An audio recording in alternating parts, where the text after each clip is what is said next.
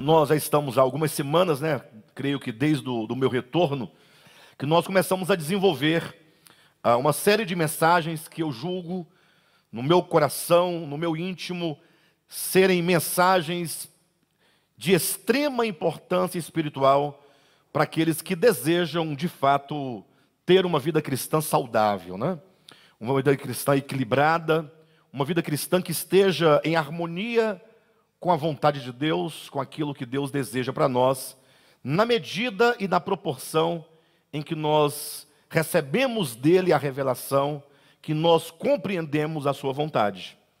E nós então falamos o primeiro tema, né? Os tempos, a ágora e o ego, uma mensagem extremamente importante, não deixem de assistir. Ministramos um segundo tema, que foi et homo, não é? São duas ministrações com esse tema, et homo, e o seu desdobramento em 2 domingos. E então, o terceiro tema é a igreja do diabo, que já foram 2 domingos, eu não consegui concluir no domingo passado, e disse que hoje nós voltaríamos para nós completar a mensagem à igreja do diabo, ainda que eu tenha proposto o post da mensagem, não é? As chaves do discernimento. É sobre isso que eu quero conversar com os irmãos, e ao cabo dessa mensagem eu passarei aos irmãos a segunda chave, né? Pretendo ainda retomar a primeira chave, para dar o segmento, para dar a dinâmica, para que os irmãos não tenham nenhuma dúvida acerca do assunto. Por que foi proposto o tema as chaves do discernimento? Queridos, quando nós falamos aqui sobre a igreja do diabo, na verdade, entendam a igreja do diabo não como a igreja de Satanás, que é uma igreja que, salvo engano, existe, né? Uma igreja pagã, né? Meio de ceticismo, etc. Mas quando propomos a igreja do diabo, nós queríamos fazer um diálogo do que a Escritura nos fala acerca de falsos pastores, de falsos mestres, de falsos apóstolos, com 2 contos de Machado de Assis, que é a igreja do diabo e o sermão do diabo. Disso nós já falamos em mensagens anteriores. Mas no desdobramento dessa mensagem, nós chegamos num certo ponto que certamente gera uma preocupação, ou que gera uma pergunta.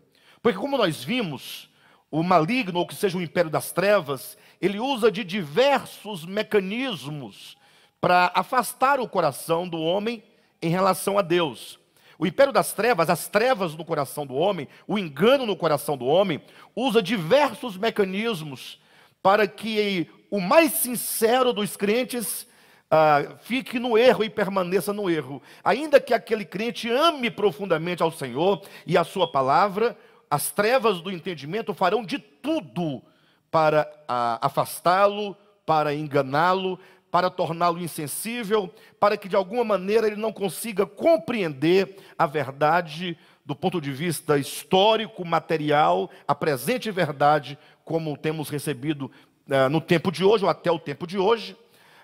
Então as trevas lutam, nós vimos isso. E um dos mecanismos, dos instrumentos que as trevas usam, é inclusive, como foi dito, as Escrituras. Demos um exemplo claro quando o diabo tentou Jesus no deserto da tentação, e nós vimos ali como que por 2 vezes o maligno usa as Escrituras, cita a Jesus as Escrituras, para tentar Jesus a afastar o coração do Pai. E Jesus então o vence certamente pelo poder da palavra. Mas neste momento alguém pode perguntar: pastor, e qual é a nossa segurança então? Porque se a própria Escritura ela é usada para me enganar, não que haja problema com a Escritura, entenda claramente isso, né? A Escritura ela é um produto sociocultural, histórico. Então, tem as nuances das dispensações, mas alguém pode falar: pastor, mas então, imagine só, aproxima-se de mim um pastor, um mestre, um doutor, um apóstolo, sei lá, e ele usando as Escrituras, como é que eu posso guardar o meu coração? Como é que eu posso me guardar, ou ter meu coração guardado, minha mente guardada contra o engano, se agora se usa até mesmo a Bíblia Sagrada?